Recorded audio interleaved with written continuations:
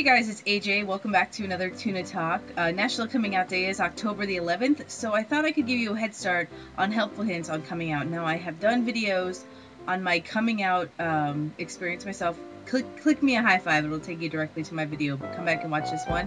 And I've done videos on coming out before, but I thought we could refresh. So if you want to see the previous coming out video, click my Chargers cap right there, and it'll take you to my previous coming out video. But let's recap.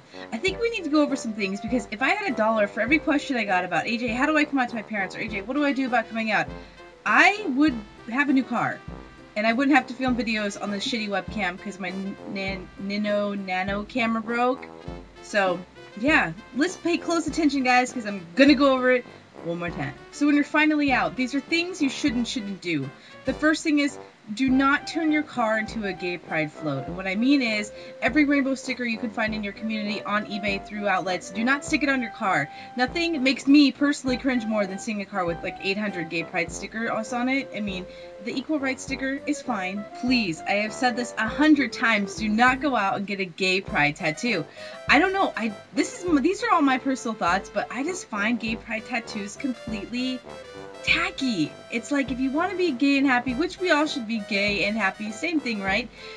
And I'll prove this, like Susie Arman, I approve you to get a gay pride bracelet, belt, keychain, whatever you need to feel closer to your sexuality, but please don't go out there and tattoo yourself.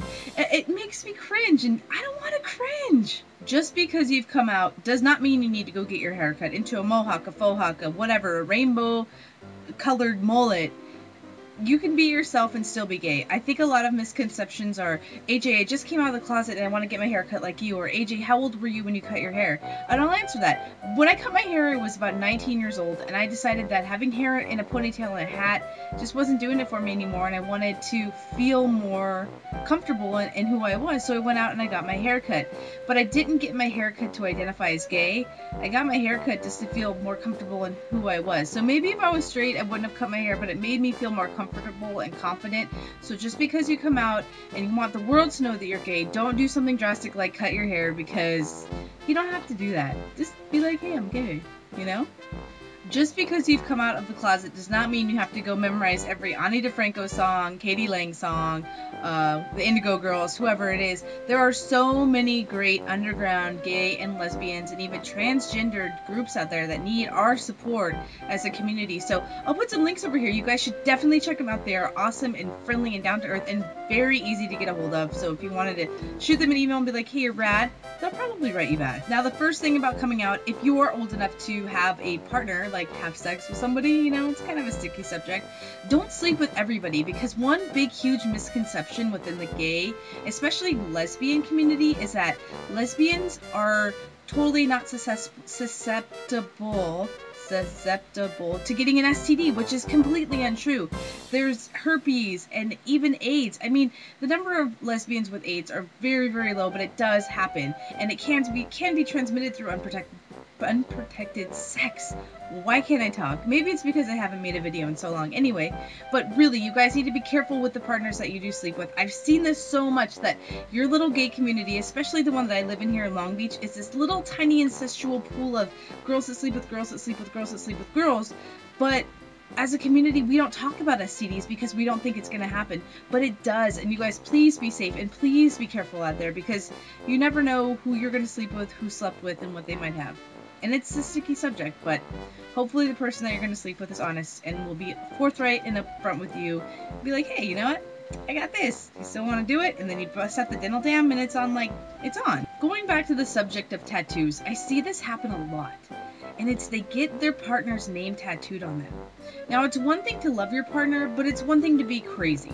Now, I don't know if some of you know what I'm talking about, who have gotten your partner's name tattooed on you and you are no longer together and you really regret that. So if you could offer advice through comments and tell people getting your partner's name tattooed on you is not a good idea. I mean, maybe if you've been together for 15, 20 years, you're married and you have children, like, do it across your forehead, but not if you've only been together for a couple months. It's not a good idea. It is not a good idea. I am against the gay tattoo and I'm against the name tattoo. Do not do it. So I get a lot of emails from you guys who live in small towns and you're like, AJ, I just came out, now what do I do? Like, there's no other gay person here.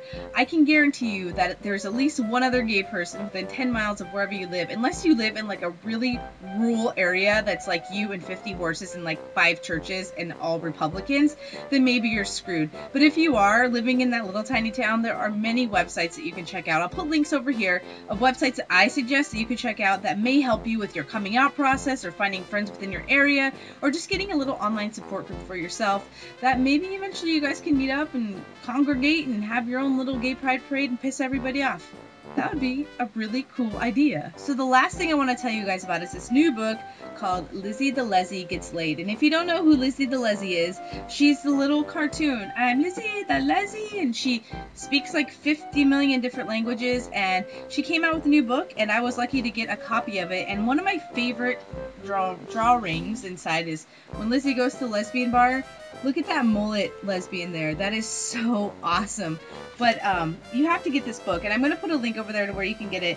And you can even have Lizzie sign it for you. It says to AJ Beaver, or for AJ Beaver, lots of love, Ruth and Lizzie. Because Ruth is Lizzie's creator, or I don't know, sister in lesbianhood, but she's the drawer of Lizzie. And it's a funny book.